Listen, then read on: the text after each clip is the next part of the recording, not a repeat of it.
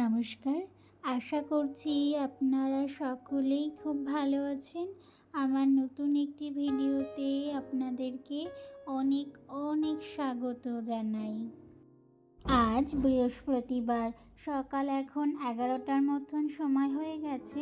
বাড়ির সমস্ত কাজ শেষ করে যাচ্ছি আমাদের বাড়ি থেকে 26 কিলোমিটার দূরে একটি টাউনশিপে কোঠি যাচ্ছি। তার কারণ নতুন এক স্কুলের খোঁজে যাচ্ছি। আমরা জানি একটা কোঠিতে খুব ভালো স্কুল আছে, কিন্তু আপনারা তো জানেনই নিহারিকা বেসরকারি স্কুলে পড়ে।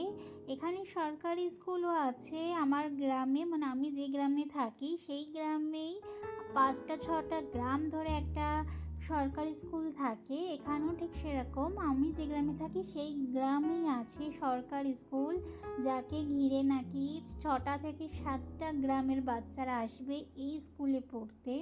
কিন্তু দুর্ভাগ্যবশত জানেন, এই স্কুলটি যেমন ধরুন খিচুড়ি স্কুল থেকে শুরু করে ক্লাস 12 পর্যন্ত স্কুলটি, কিন্তু এই স্কুলে এত কম বাচ্চা যায় যেটা আপনি কি না হাতে গুনতে পারবেন। এতই কম বাচ্চা স্কুলে যায়। ছোট ক্লাসের বাচ্চা তো স্কুলে যায়ই না বলতে গেলে, শুধুমাত্র হয় 9, 10, 11, 12 এরকম কিছু বাচ্চাকে আপনি দেখতেই পাবেন। আর এখানে যেহেতু প্রচুর জাত মানা হয়, যেমন ধরুন ছোট জাত বড় জাতে ভিন্নতা করা হয়।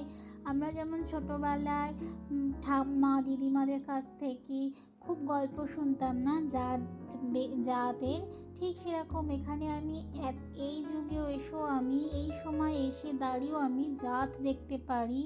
যে বলে এটা বড় জাতের মানুষ, সেগুলো ছোট জাতের মানুষ, সেই ভিন্নতার সূত্র ধরে এখানে অনেক বাদ বিচার আছে।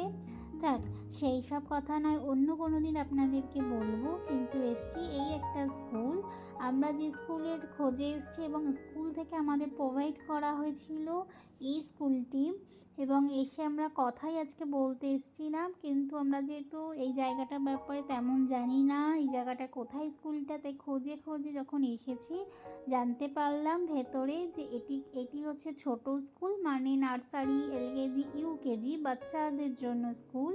এই স্কুলটা থেকে 7 কিলোমিটার আগে গেলেই পড়বে বড়দের স্কুল।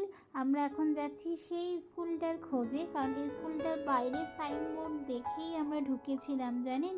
ভেবেছিলাম হয়তো এটাই স্কুল, কিন্তু এখান থেকে বলল না, এটা ছোটদের স্কুল। নিহারিকা যেহেতু এবছর ফার্স্টে যাবে, সেহেতু ওইখানেই যেতে হবে, ওখানে গিয়েই কথা বলতে হবে। আমরা স্কুলে গেলাম, সেই স্কুলটা বাইরে থেকে দেখেও এসছি। এই যে তিন ক্লাসের বাচ্চাদের যেই এত বড় স্কুল হতে পারে, আর ওটা তো 1 থেকে পুরো 10 পর্যন্ত, ওই স্কুলটা ছিল আরও বড়। কিন্তু আজকে যাই হোক কথা বলা হয়নি, আমরা বাইরে থেকে ঘুরে এসেছি, কারণ একটু লেট হয়ে গেছে, ফাদার মাদাররা সবাই চলে গেছে। তাই ফেরার পথে নিহারিকাকে খাইয়েছি একটু আখের রস। প্রচণ্ড রোদ তো রাস্তায়, এত রোদে এসেছি মুখ চোখ ঢেকে। নিহারিকাকে খাইয়েছি একটু ঠান্ডা, তার সাথে ও একটু আখের রসও। দেখছেন রাস্তাও পুরো খালি, তার মধ্যেই একটা স্কুলে খোঁজা। কোন স্কুলে দেব এখনের সময় এখানকার মা বাবাদের মাথায় একটা বড় চিন্তা হয়ে থাকে যে তার বাচ্চাদের কোন স্কুলে প্রোভাইড করা হবে, কোন স্কুলে তারা পড়াশোনা করবে।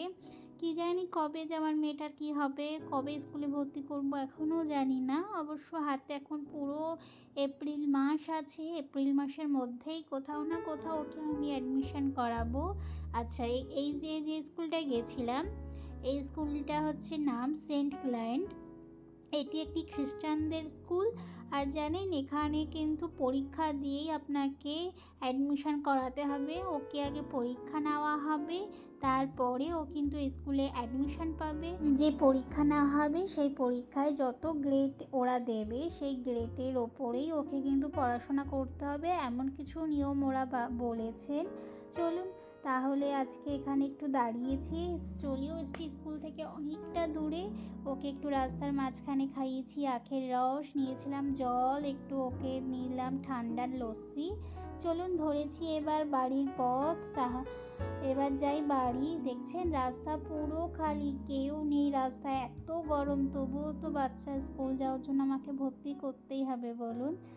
তাহলে আজকে এখানেই বিদায় নিচ্ছি। সকলে ভালো থাকবেন, সুস্থ থাকবেন, সাবধানে থাকবেন। ভালো লাগলে অবশ্যই একটি লাইক করে দিতে পারেন।